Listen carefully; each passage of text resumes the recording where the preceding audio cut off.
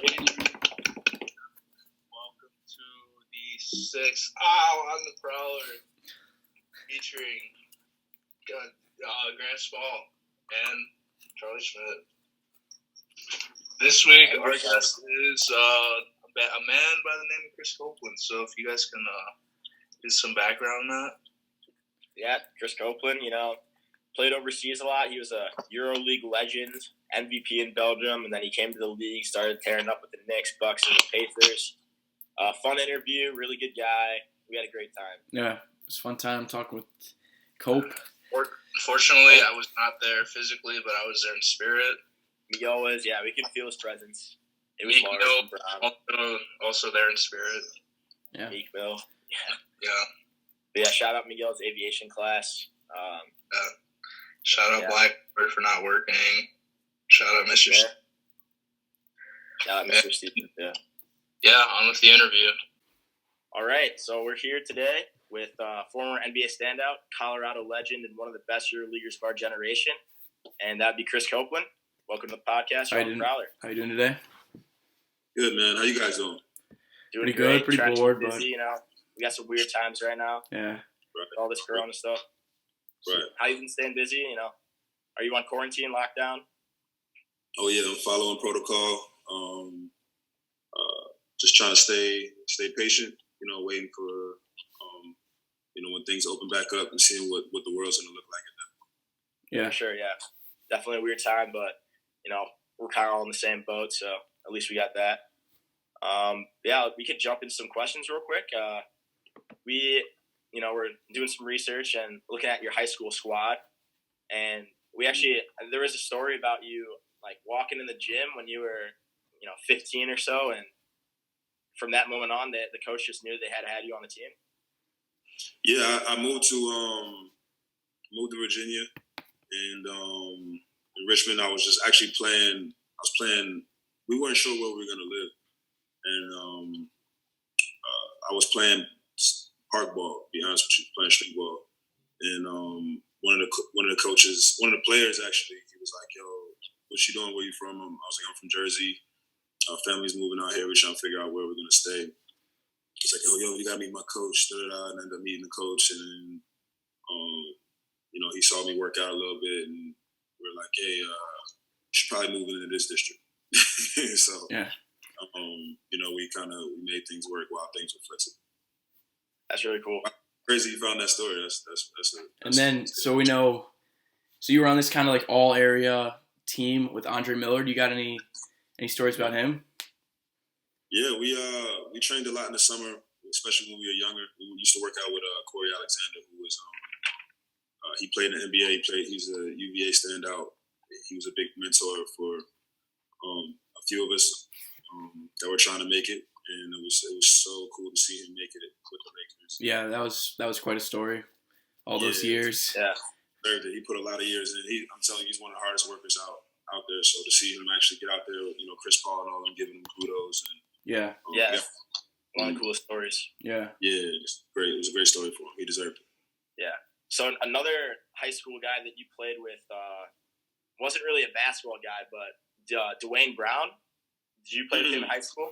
So he went on to be a stud in the NFL with the Seahawks playing tackle. Mm-hmm. What was it like to play with? I gotta assume he was a massive guy in high school. What was it like to play with him? I was making a joke with somebody the other day. A good friend of mine. What's up, Chris Green? We're talking about having a basketball game, like we call it alumni game. And I was like, we're talking about which team has what. And I was like, yeah, we have a Hulk. So, at the end of the day, Wayne has always been like that. He's been strong, super strong. He's fun to play with.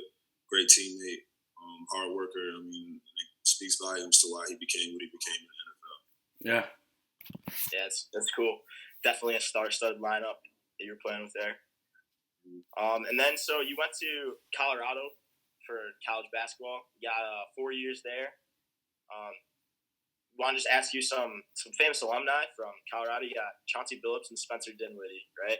So, of the three of you guys, who would you take? Who do you think is the biggest Colorado baller between the three of you? I would always take me, right? Yes, sir. But but I have big respect for both of those guys. I mean, Chauncey's always been a mentor. Watching him win the championship with Detroit, special guy, and Spencer's playing at an all-star level now. I have enormous respect for both of those guys. But I'm a competitor. I'm always gonna pick me.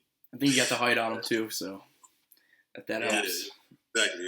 I wouldn't be an easy matchup for sure. So Colorado's not like the biggest basketball school, but what made you choose there? At the time, for me, it was the Big 12, and that's back when we're talking Kansas had Kansas, Texas. You playing against Kirk Heinrich, Jay Ford, Tony Allen was in the Big 12. A lot of names that came in and out of. It was just one of those respected leagues. Yeah, for sure. After me, Kevin Durant, it was that type of conference at the time. You want to play against the best, you want to go there. So yeah, that's why I picked Colorado. Yeah, cool school. Were you all business in college, or did you have your fun too? Colorado. It was all business, man. I had more fun after, to be honest. Yeah. I maybe took little known fact. I probably drank twice my entire 4 years of college. Wow. Okay. Real. That's a real fact. For sure. I was a gym rat. Shout out to Mookie, James Wright, Marcus Hall. A bunch of guys. I don't want to go down and list the names, but we hard and try to figure out how to get to the next level, and that was always my focus. And then you unfortunately went undrafted, then spent a little time in the D League, and then decided to go overseas and play. And great career overseas. Tore it up, yeah. Spent a lot of time all over Europe. What were some memories in Europe? My teammates were definitely my favorite part of Europe. I got to play with some really great guys. The fans were great to me. A lot of the cities I played in had more of a family feel, even the bigger cities. So fans kind of embraced me. Yeah. Made me feel at home in each city and helped me get acclimated because it's hard to live in Europe. Certain places you don't speak the language, and a lot of fans definitely took me in and made sure I was good. I've had some great coaches, that helped guide me in the right direction. Okay. Helped me ended up in the NBA. Did you pick up any languages while you were your time overseas? Yeah, I speak Spanish. Okay. I won't say I'm fluent, but I can hold a conversation depending upon the topic. And some keywords in different languages. I won't say I speak anything else though. Right. All right, and then so we got. Correct me if I'm wrong. We got Germany, Belgium, Holland, Spain, and Turkey for the other countries outside of the states that you've been playing in. Yeah. And we just wanted to know, of those countries, which one has the best food, which one has the craziest fans, and which one has the best nightlife or the best non-basketball, These are fun questions. I like this. This is fun. This is a lot better than a lot of interviews. It's cool. You guys are doing this. Thank you. Thank you. My favorite food. That's tough. Turkey's up there. Spain is up there. Turkey and Spain. Yeah, Turkey surprised me. I thought I was gonna be eating just kebabs all day, but the food is amazing out there. And in Spain, I like paellas, and different stuff that happens. Spain between those two. Mm-hmm. What was the other questions? Then who had the craziest fans, best fans, and then nightlife, other stuff to do besides basketball? Spain is my favorite. Barcelona is my favorite city in the world. Yeah. Oh, that's cool. Life. Barcelona is my favorite, so I would say Spain was the best country. Fans. Germany was wild. Germany was cool. They had a lot of teams with bigger stadiums, and if you go to Berlin, or there's a few places where they get really rowdy. So it was fans. I would say Germany was the wildest from fans. How about trash talking? Is it more of a thing in the States, or are you guys getting after it, busting balls over in Europe? No, it's way. I think anybody that's played overseas will tell you there's way more passion overseas. Really? Okay. Yeah, 100% from the fans. I mean, playoff time. Playoff time is crazy over there too. But playoff time, I think Americans kind of get more passionate. But we talk year-round fans traveling for hours on buses to go watch games. It's only one game a week for most teams, so they really get up for their home team. The passion is different. There's a different type of pride overseas. For sure. That's cool. Yeah.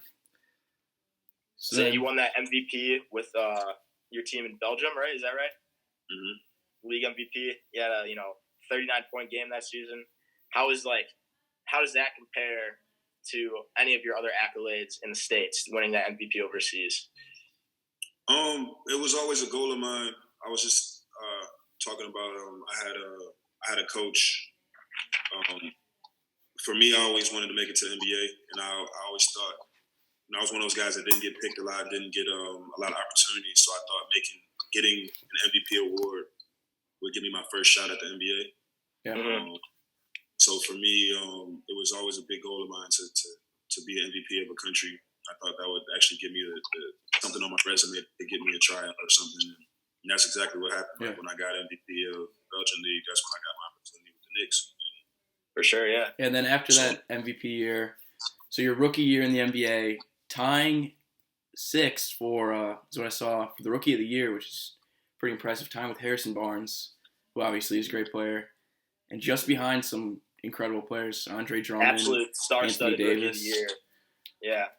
Yeah, it was. I was really, really honored to be there, man. Like it was a long road, and to actually have some people respect me for something I worked so hard at. Mm-hmm. Be 6th, or if I could have got one vote in any department was enough for me on that stage. So yeah, I would be there for sure. I think we just wanted to rattle off some NBA players that you've actually shared teams with, and we kind of look up to or think are funny in certain ways. So we just got some names for you. We'll start with Lance Stevenson. Yeah, Warren Reddy. He was probably he's probably the most fun teammate I've ever played with, as far as like just energy every day. He's a guy you really want in the locker room.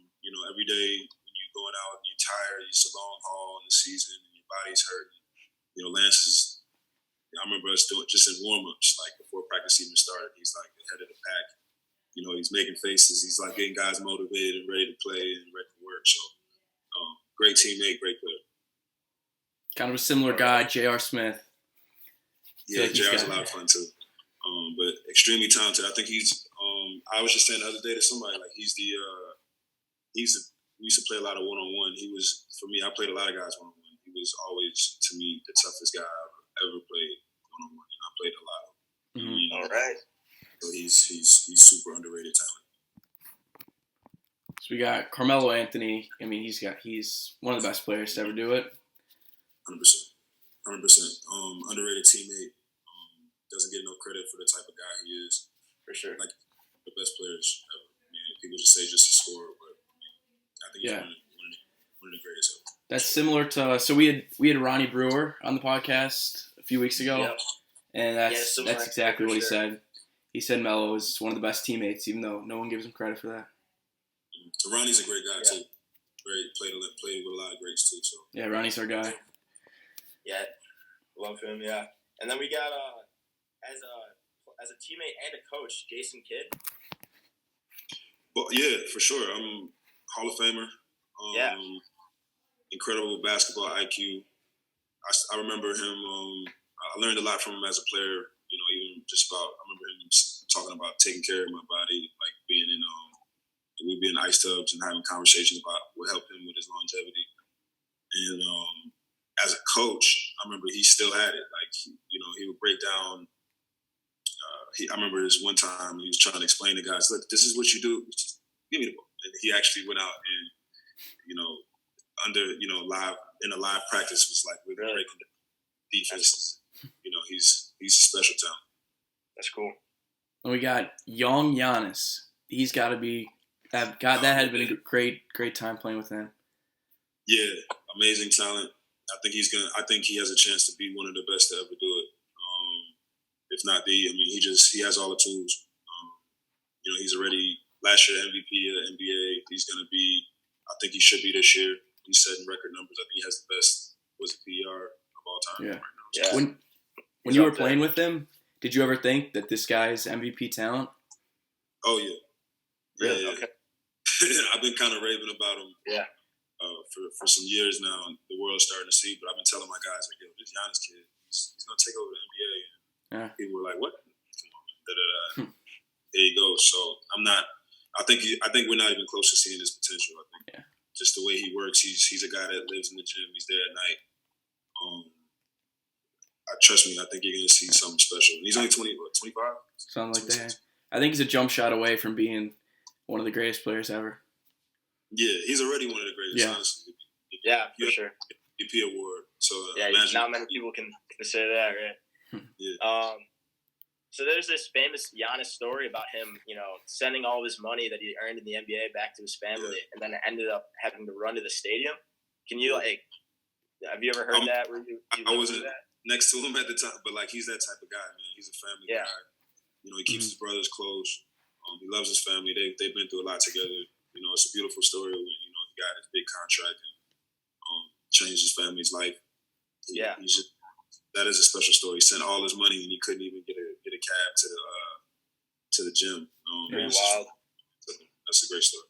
So you've played on some pretty solid teams. That Knicks team with Melo, JR. Then you also played with the Pacers, another team with Paul George, Danny Granger. Those guys. What team would win? Do you think if they faced off, both in that little prime of those two teams? Oh, that's another good question.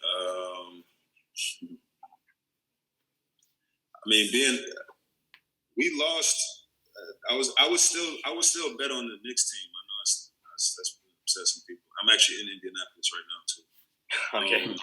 Yeah, it's funny, but I would still put my money on the Knicks team. I think even though we lost in the playoffs to Indiana, I think that Knicks team was crazy talent. Amari Stoudemire, Carmelo, go down the list. It was. I would go with that team. Yeah, just that Pacers team though. The playoffs. I feel like they just turned something on in the playoffs. Just got so competitive. No, I mean I say that with respect to the Pacers. I mean, make no mistake, a ton of talent on that team too. From Scola, D. West, Granger, a lot of talent passed through these. Obviously Paul George. Yeah. Mm-hmm. But there was a ton of talent, and it's hard to say. To be honest, two teams are close, but I have to give the nod just for star power from the Knicks. So first NBA experience with the Knicks.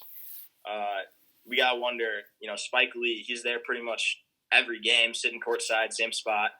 Do you have any Spike Lee moment where he was yelling at anyone from the courtside or anything like that?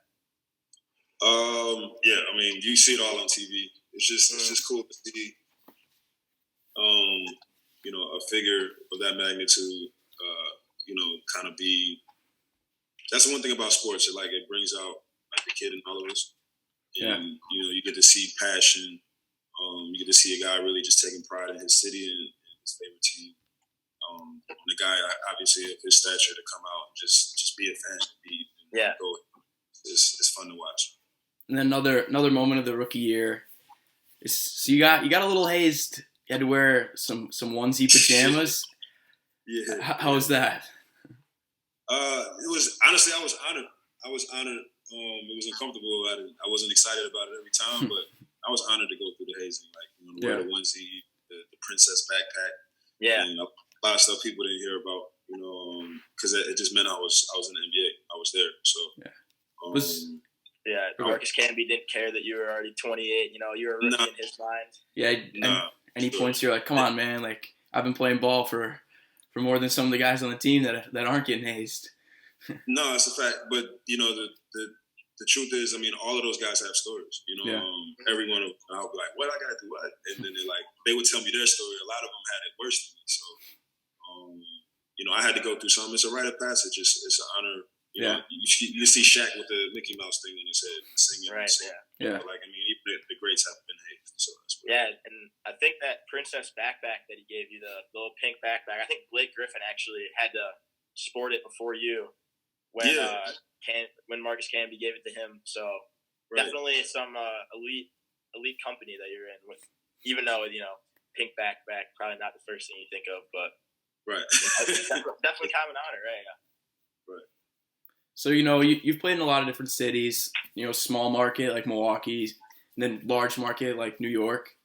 Right. Where would you preferably spend like the rest, say you were going back to the NBA, where would you preferably spend the rest of your career? In a large market or a small market? Oh, man, that's tough. At this stage, probably a small market. Mm-hmm.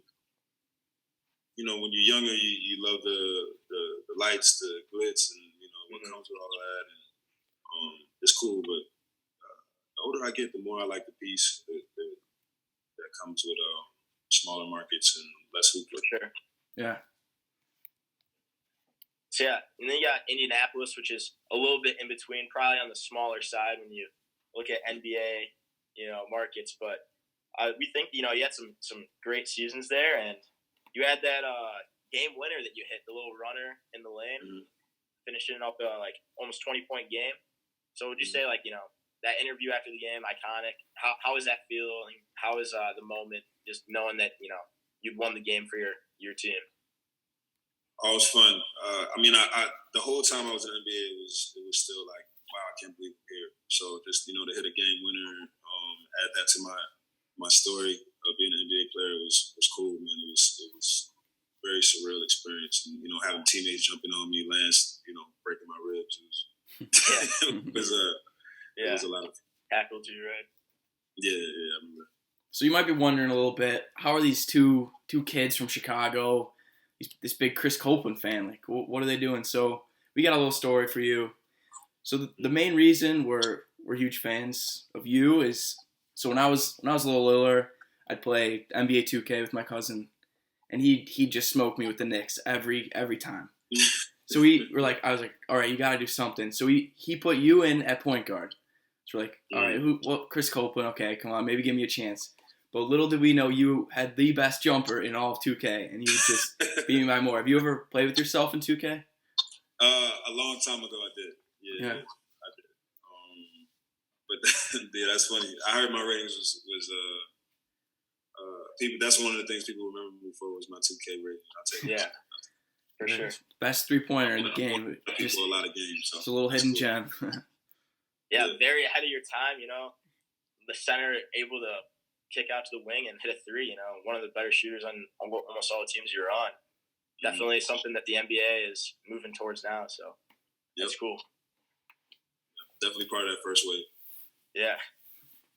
And then back with the Pacers, another question about that. We saw a little clip online of you kind of mock interviewing LaVoy Allen, and he did say that you were his favorite player on the Pacers, but he didn't give you the nod for best hair, which he gave to Scolo. Yeah, I'm still upset about that. I feel like I had the best hair in the NBA, you know, at the time. So for sure, that's what I felt like. You know, Scola's good competition. I always have them. Scola, so I had to take it. Yeah, the hair for sure, iconic, but definitely, you know, it's drawn some comparisons. So we found our favorite Chris Copeland meme, lookalike, whatever you want to call it. And we got to ask you, what do you like better, Brittany Griner or Waka Flocka Flame? I've heard both all the time. To this day. Deontay Wilder, right? I mean, whichever. It's all funny to me. I don't take myself that serious, so it's all funny. Either way, it's funny. So, you know, Brittany Griner, she was saying stuff. She could beat Boogie Cousins 1-on-1. Maybe we put you in a WNBA jersey, a little switcheroo. Think you could take Boogie Cousins? You know, truth be told, I have a lot of respect for women's basketball. So for sure, I'm a fan of the game. So I don't. I want us to be realistic here. I don't think she could she could beat Brooke Cousins, but I don't think it's far fetched to say is we could see who's to say there wouldn't be a women in the league at some point. Yeah, for sure. That's respect the confidence. I respect their craft and what they do. So for sure, Brittany and Boogie, I don't think that's. Let's be honest. I'm a bet on Boogie right there. Yeah. So you've played in some big playoff games. So what's the atmosphere of playoff basketball versus regular season basketball? Say it again. What's the difference, like the atmosphere and just the whole game of playoff basketball versus regular season basketball? The energy. I mean, obviously everybody knows every game really, really counts at that point. Mm-hmm. You go fishing really quick. So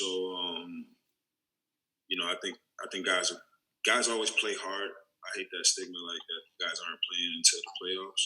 Guys always play hard, but when your basketball life is on the line, there's different adrenaline that comes into play. Guys hit you a little bit harder. Refs swallow the whistle a little bit more. Mm-hmm. It's a little bit different atmosphere, and then the fans get even more excited about that time of the year. Right. And then, like, later in your NBA career, when you were with the Bucks, and then back in Spain and in Turkey, did you ever return the favor on any of your players and get a little hazing in on them? No, I've had it. Some guys get some bags or something like that. Like you're the rookie. But, if we're doing certain things, certain places, like the younger guys got to stay in certain rooms that they wouldn't want to. But this is it. The older guys get that type of deal. But I haven't done the silly stuff. Okay, for sure. And then, just looking online, definitely you're one of the fan favorites anywhere you go. And with that comes, kind of like a loyal group of fans that, have nicknamed you Optimus Prime, X Factor, and then, just Cope in general. What do you prefer to refer to yourself as if you're going with the nickname? I'm just Cope. Okay, yeah. It's simple. I like all the nicknames. It's fun. Like I said, I don't take myself too seriously. So, I mean, most of the feedback I get from people has been positive, and people love my story and the fact that I came out of nowhere. I'm just a guy trying to live a dream. So, I appreciate whatever name they call me. It's all good. Right. All right, so I think we're wrapping it up here. Just want to say thank you for coming on the show. It was a great time. And thank you for having me. You guys do a great job. This was a fun interview. Thank you. Dream come true for us, Yeah. Still starting off pretty small here, but awesome to interview a guy like you who's had the career you've had. Yeah. Anything else you want to say, or anything you want? Yeah. Tell the people what you're doing right now. No, shout out to you guys. Keep working. Hopefully see you guys soon. Keep it. Thank you. Thank you very much. All right, fellas. Taking time out of your day. Have a good one.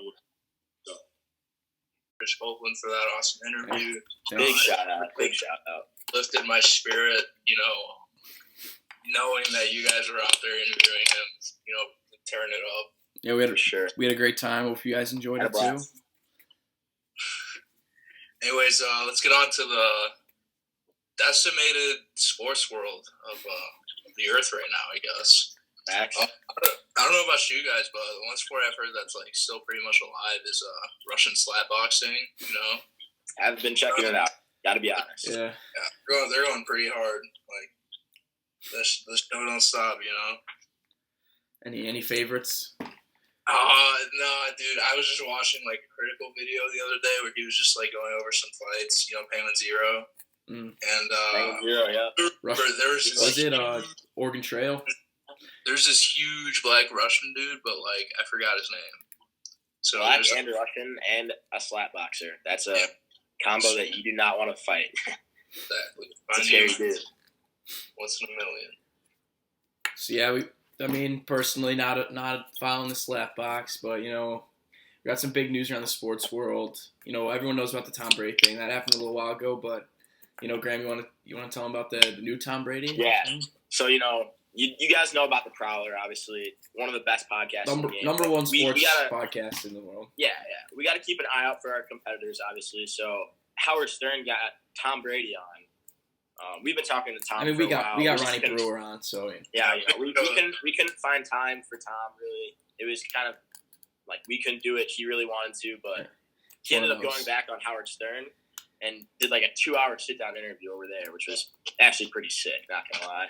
Tom Brady not really known for doing that, and Howard Stern, one of the funniest guys, one of the realest guys in media of all time. Shout out Howard Stern for being a legend. But yeah, that was a real. Yeah, Howard Stern. If you ever want to call on the Prowler, especially for no sports right now, like that would have been good, even if we were in the middle of whatever was going on right now. That 2-hour Tom Brady interview, but it was just thank you Howard Stern for giving us something. Maybe we go over a few highlights. I mean, Tom Brady, he's a big partier apparently. High school parties. Allegedly, he's clubber. And correct me if I'm wrong, but did he talk about Antonio Brown's peen in the interview? Because I saw one of those like Instagram pages. He did not talk. I don't think he talked directly about Antonio Brown, but he did make some comments about the locker room, the showers, and he said a penis is a penis. That was. I saw. I think we could all say Tom Brady's pretty hung. I would say. I see Tom Brady having a job. Shout out Tom Brady. I'm on the Prowler. But I didn't know, Tom Brady. He got drafted. He got drafted MLB out of high school. He did, yep. A lot of QBs, get drafted because the MLB has like 86 rounds. I could probably get drafted, honestly, but I've committed my efforts towards being a podcast host, so not gonna be doing that. But yeah, I mean, like Russell Wilson's gotten drafted in the past. I think Dak Prescott got drafted. Tebow. Tebow. Mahomes could have. Mahomes was a nice pitcher. Tebow's in the league somehow. He's with the Mets. I think, he's terrible. He hits a bomb every once in a while, and it'll be like a top 10 Sports Center play. Like, oh my God, check this out, bro, Tim Tebow. Like, who cares? He's batting like 211 in Double-A. So yeah, if you guys get the chance after you watch the Prowler, fill up on the Prowler, maybe head over to. I think I watched it on YouTube. I don't know who. Yeah, you can find it pretty much anywhere. So Howard Stern, Tom Brady, it's a little pirated version, but definitely worth your time. Tom Brady actually calling in from another kind of stud's house. Yeah. So he's been living with Jeter, which is like, what the hell? It's I don't know if he's living with Jeter, but he's in. He's Jeter's at his house. property. Yeah. They don't cross paths too much, probably. But Jeter is the landlord. I mean, I feel like he's throwing some harsh punishments. I don't know, late bill. Yeah, Tom Brady actually probably has a curfew there. Yeah, maybe. We'll see. I don't know Tom. Yeah, Tom Brady. I just made a face mask. Face mask. Get your face mask. I'm gonna call it face mask coming soon. You'll have to use our podcast. Trust the Crust. I'd like to remind you to wash your hands regularly. Avoid social. I don't even know. 6 feet apart. Avoid social contact. 1 hockey stick apart. That's right. That's what the Canadians say. And look, they're safe. I heard. Avoid looking at other people that can give you direct contact with coronavirus. If you breathe, like if you just look at them too hard, like you'll get it. Like your cat. Yeah, like my cat. Like that's probably why she's staring at me so hard. Like she just wants to see corona and like kill herself. I'm thinking we get a hospital, some sort of worker at the hospital on the show. Quick interview, keep us updated. Get a little inside scoop for everyone in the tri-state. Let them know what's happening. What's happening Graham, should we low key bring up the Zach story? Zach story. The guy from Wheeling. Yeah, that's like sad as hell. I don't know. Yeah, I don't know if many of you listeners heard. Many of you in the audience heard, but there was like some kid, I think yesterday or 2 days ago, from Wheeling who passed away in his sleep. And apparently, what happened was like, what was it? He like got admitted to the hospital, but he got tested for corona and he didn't have it. So they basically rejected giving him medical attention. And then the next day, he died in his sleep. Yeah, incredibly sad story. Definitely, big sad. It's horrible. Yeah. Thoughts and prayers with his family. We could maybe set up a GoFundMe or something. We'll look into it, but we'll send that link out. Maybe switch it to some good news For you Bulls fans out there, including myself, Hell yeah. we're in a Oh new my era. God. A new era. Christmas came early. Yeah. Christmas came early, my friends. Garpac's been trying to get him out since, like, I don't know. They've been managing since before I was born, so yeah. I don't even know. But, yeah, he's just the worst. Finally got rid of him. Got this Nuggets dude coming in. Weird name. Don't know if he sucks or not, but I love the Nuggets because they're like, imagine naming a pro sports team Nuggets. That's just the best. He's done some. Yeah, I mean, high hopes for the he's Bulls. took the. If you think about it, the Nuggets who they got, Jamal Murray, Jokic. They've been what's his name? Gary Harris. Gary Harris, yeah. I mean, they've definitely they're building around some with not the best draft picks. They had a young JR back in the day. They had a young Melo back in the day. They had some ballers for sure. I mean, definitely done a lot better with their talent than the Bulls have. Because I mean, obviously they probably have more talent with Jokic and Murray and everyone. But I mean, the Bulls still have some good talent on the team. Yeah, young Markkanen. Yeah, Zach LaVine in his prime. Yeah. I'm excited. Kobe White is tearing it up. I mean, Wendell's got some potential. We'll see. We will see. Kobe White, love him. You say Kobe White? Yeah. That's a unique name. Kobe White. And in other almost as tragic news as the kid from before, the XFL is suspended, right? Is it just done? It's bankrupt. I think what I heard was that they sent everyone home and that they have no plans to return. I think they filed for bankruptcy. Yeah, they're filing for bankruptcy and do not plan to return in 2021. So rip spring football. You said. I mean, yeah. I watched maybe 2 XFL games. They were pretty shit. Another thought that just popped in my head. How are they going to do Madden? How are they going to do the new Madden this year, man? Hashtag Miguel thoughts. I don't think much is changing. Are you going to do the new 2K, the new Madden, the new FIFA? Like, how? Probably like they do every other year and just copy and paste it with new players. Yeah. In a time like this, it might be time to convert to slapboxing 20. Yeah. 2K slapboxing 19. Yeah, 2K slapboxing. It might be time to convert over. Yeah, I see that. Yeah, we'd be the first ones to promote it if they come out with 2K slapboxing 20. For 20% off slapboxing 20. Oh yeah. So there's not much to talk about with Corona. No school. Yeah. School Nothing stories. really that exciting going on. No sports. We're on lost rewards here. But yeah, thanks for watching the Prowler. Best podcast in America. Possibly our first ever webcam video Prowler. First ever video. Face reveal. Reveal. Yeah, I had a lot of comments. A lot of people didn't know. Miguel is white, so everybody knows that. Ready? See? Shout out Miguel.